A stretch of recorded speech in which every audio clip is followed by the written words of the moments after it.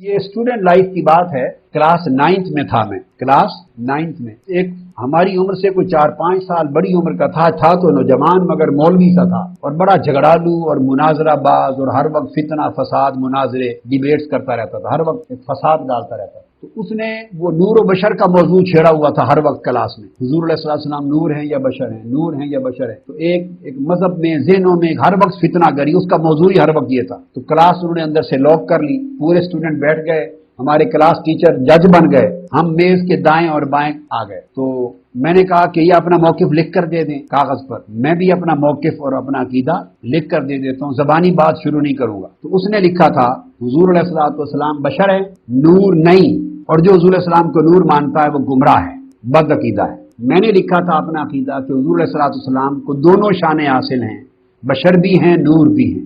حتیٰ کہ میں نے یہ بھی لکھا کہ جو حضور علیہ السلام کی بشریت کا انکار کرے وہ کافر ہے، اور جو نورانیت کا انکار کرے وہ بھی گمراہ ہے. بیٹے میں آپ کو ٹیکنیک سمجھا رہا ہوں اپنی ذاتی، اور یہ میری کلاس 9 کا واقعہ ہے. کس کلاس میں؟ کلاس 9 میں 64 کی بات ہے یا 65 کی، 13 سال عمر تھی، 14 سال، کلاس 9. میں نے کہا کہ اس مولوی صاحب نے، مولانا صاحب نے لکھ کے دیا ہے کہ حضور علیہ الصلوۃ والسلام بشر ہیں اور نور ہرگز نہیں، جو نور مانے وہ گمراہ ہے. میں نے لکھ کے دیا ہے کہ حضور علیہ السلام بشر بھی ہیں اور نور بھی ہیں. تو گویا حضور علیہ السلام کے بشر ہونے کے عقیدے پر ہم دونوں کا اتفاق ہو گیا، لہذا اس پر کوئی بحث نہیں ہوگی.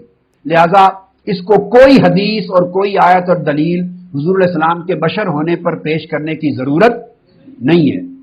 یہ صرف یہ ثابت کرے گا کہ نور نہیں ہے. اس نے لکھا ہے کہ نور نہیں ہے، جو نور مانے وہ گمراہ ہے. اب یہ قرآن سے اور حدیث سے صرف یہ دلائل لائے گا کہ نور نہیں ہے. یہ کوئی دلیل بشریت کی نہیں لا سکتا. بشریت تو میں مان رہا ہوں. وہ کھڑا ہوا، اس نے پہلی آیت پڑھی، کل انما انا بشر مثلکم. میں کھڑا ہو گیا، میں نے کہا یہ تو حضور کی بشریت کی آیت پڑھ رہا ہے، یہ تو بحث ہی نہیں. اس نے بٹھا دیا اور نور کی پڑھ. اس نے ایک اور آیت پڑھی بشر کی، اس کو 10-12 جو یاد تھی بشر کی وہ پڑھ دی. میں نے کہا یہ ساری آؤٹ آف کوسچن ہے. وہ اس کے ٹیچر نے ساری رد کر دی. میں نے کہا یہ نور پر لائے دلیل کہ نور نہیں ہے. پھر اس نے حدیثیں پڑھی، حدیثیں بھی بشر کی تھی. میں نے کہا بشر کا تو انکار ہی کوئی نہیں کرتا. This subject is not in question, اس کا تو انکار کوئی نہیں کرتا. لہذا یہ حدیث پیش کرے جس میں یہ درج ہو، صحابی کسی نے کہا کہ حضور علیہ السلام نور نہیں ہے، اور قرآن کی آیت پیش کرے جس میں یہ بیان ہو کہ حضور نور نہیں ہے، یہ پیش کرے. تو ٹیچر نے کہا پیش کرو. اس نے کہا یہ کہاں سے ملے، یہ تو ہے ہی نہیں. میں نے کہا شکست کا اعلان کر دو، اگر ہے ہی نہیں تو ختم ہوگی بات. اب اس پر نہ کوئی اس کو آیت نہ حدیث، بار بار کھڑا ہو اس کو بٹھا دیا جائے. اور میں نے کہا اب یہ اعلان کرے کہ میرے پاس نور نہ ہونے پر کوئی حدیث اور کوئی آیت کا ثبوت نہیں ہے، دین آئی وڈ اسٹینڈ اپ. پھر اس سے اقرار کروایا، پھر میں کھڑا ہوا، پھر میں نے نور ہونے کے دلائل پیش کیے. سو وہ مناظرہ میں جیت گیا اور اس کی شکست کا اعلان ہو گیا. یہ میری لائف کا پہلا ڈیبیٹ تھی، کلاس 9 میں پڑھتا تھا. تو میں نے کوئی 15 منٹ نہیں لیے اس ڈیبیٹ پر، جسٹ فنش. اب آپ سمجھ گئے نا. اگلے دن ہمارے اماد بھائی نے ایک دیوبندی مناظر کو فون کیا کہ المحنت کے جو 3 عقیدے ہیں، اس نے میرا نام بھی نہیں لیا، اس نے جنرل بات کی جو میں نے ہائی لائٹ کیا، اور میں نے کہا تھا قیامت تک ٹائم ہے، جواب نہیں دو گے. 50 منٹ 2 گھنٹے مجھے گالیاں نکالنے میں دیتے ہیں. 3 عقیدوں کا جواب نہیں دیتے. ان کو پتا ہے کہ یہ 3 عقیدوں کا جواب کوئی نہیں ہے، ورنہ تو دیوبندی عوام ہی خود ان کو لیتر مارے گی کہ یہ کون سے عقیدے ہیں. انہوں نے فون کیا، کہتے نہیں آپ ثابت کریں کہ ہمارے عقیدے غلط ہیں. دیکھو، یعنی ہم کسی کو کہتے ہیں کہ نبی علیہ السلام نور ہیں، وہ کہتے ہیں آپ ثابت کریں نور نہیں ہے. یہ دنیا میں اصول نہیں ہوتا. اصول یہ ہوتا ہے کہ جس کا دعویٰ ہوتا ہے نا، دلیل اس نے دینی ہوتی ہے. اور جو چیز اپنی اصل میں ہوتی ہے نا، اس کو دلیل دینے کی ضرورت نہیں پڑتی. مثلا یہ چیز اصل میں ہے کہ پسینے میں سے بدبو آتی ہے. اب کوئی شخص یہ کلیم کرتا ہے نا نبی علیہ السلام کے پسینے سے خوشبو آتی تھی، یعنی یہ اگر میں کلیم کرتا ہوں کہ نبی علیہ السلام کے پسینے میں سے خوشبو آتی ہے، اور مجھے کوئی اعتراض کرے کہ پسینے میں سے بدبو آتی ہے، تو میں اسے یہ کہنا شروع کر دوں کہ تم یہ ثابت کرو کہ نبی علیہ السلام کے جو ہے پسینے سے بدبو آتی تھی. وہ کہے گا یار یہ مجھے کیوں ثابت کرنے کی ضرورت ہے، یہ نیچرل ہے. دعویٰ تم نے کی ہے، روٹین سے ہٹ کے دعویٰ کس کا ہے؟ میرا. تو میں اسے کہوں گا کہ ہاں بخاری مسلم میں ہے کہ نبی علیہ السلام کے پسینے سے خوشبو آتی تھی. اسی طرح یہ آپ سے پوچھتے ہیں جی حضور کا سایہ، آپ ثابت کریں کہ سایہ تھا. نہ، قرآن میں واضح آیا ہے کہ ہر چیز کا سایہ ہے. اور سایہ بھی اللہ کو سجدہ کرتا ہے.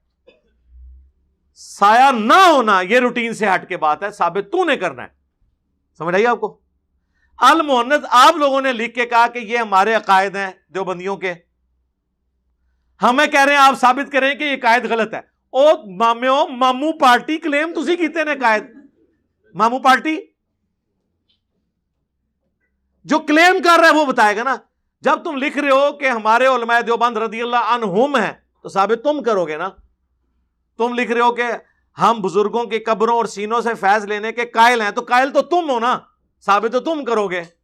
ہم نبی علیہ السلام کی قبر مبارک میں زندگی کو دنیا کی سی مانتے ہیں تو ثابت تو تم کرو گے نا. اور ہم نبی علیہ السلام کی قبر مبارک کو اللہ کے عرش کرسی سے افضل مانتے ہیں.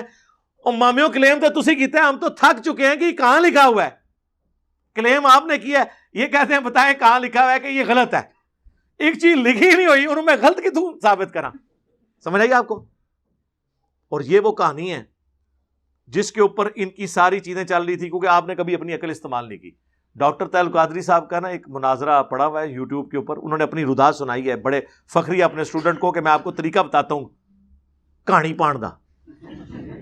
کہ میں 9ویں کلاس میں تھا تو ہماری کلاس کے اندر ایک تھا نجدی، اور وہ نور بشر کی بیس سے چھیڑ کر بیٹھ جاتا تھا. ایک دن ہمارے ٹیچر کو غصہ آیا، اس نے ساروں کو نکال کے کنڈی لگا لی اور کہا کہ آپس میں آپ لوگ اب مناظرہ کرو. تو میں نے اسے کہا کہ تم اپنا دعویٰ لکھو، میں بھی اپنا دعویٰ لکھتا ہوں. کاش اس نے میرے لیکچرز دیکھے ہوتے. اس نے لکھا کہ نبی علیہ السلام بشر تھے، نور نہیں تھے. ویسے تو نور ہدایت تو ہم بھی مانتے ہیں. انا ارسلناک شاہدا ومبشرا ونذیرا وداعیا الی اللہ باذنہ وسراجا منیرا. نور ہے، نور ہدایت، جو دلائل النبوہ میں مسند احمد میں ہے کہ میری پیدائش کے وقت میری ماں نے خواب دیکھا کہ ان کے لیے ایک نور ظاہر ہوا جس سے شام کے محلات بھی روشن ہو گئے. یعنی آپ کی دین کی دعوت شام تک بھی، رومن امپائر تک بھی پہنچنی تھی. یہ والا نور اور ہے، وہ بخاری بھی نور ہے، مسلم بھی نور ہے، صحابہ کی تعلیمات بھی نور ہیں، اہل البیت کی تعلیمات بھی نور ہے، قرآن بھی نور ہے.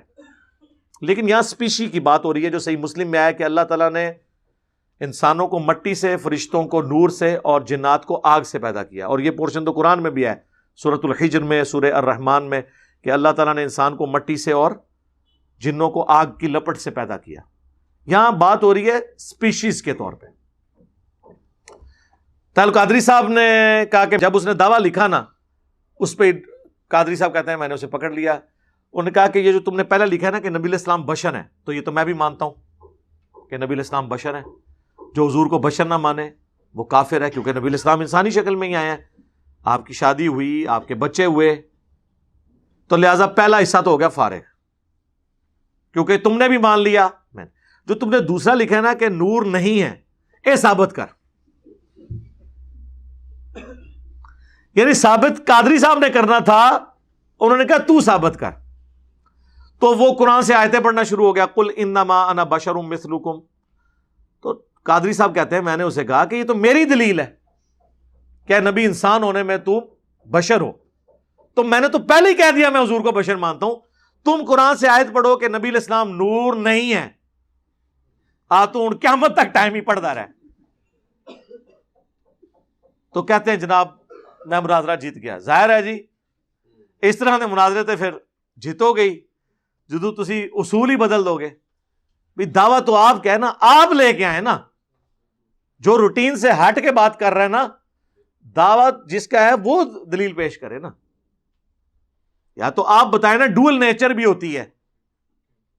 یہ ہو سکتا ہے جیسے فرشتہ انسانی شکل میں آ کے حدیث جبریل میں موجود ہے، اس میں آپ کہہ سکتے ہیں. لیکن ادھر بھی کوئی یہ نہیں کہتا کہ حضرت جبرائیل جو ہے انسان بن کے آئے، کہا جاتا ہے انسانی شکل میں آئے، اور وہ بھی ایکسٹرا آرڈنری ان کی لک تھی، اجلے کپڑے، نہ ان پہ آثار تھے کسی سفر کے، اور جا کے حضور کے گھٹنوں سے گھٹنے ملا کے بیٹھ گئے.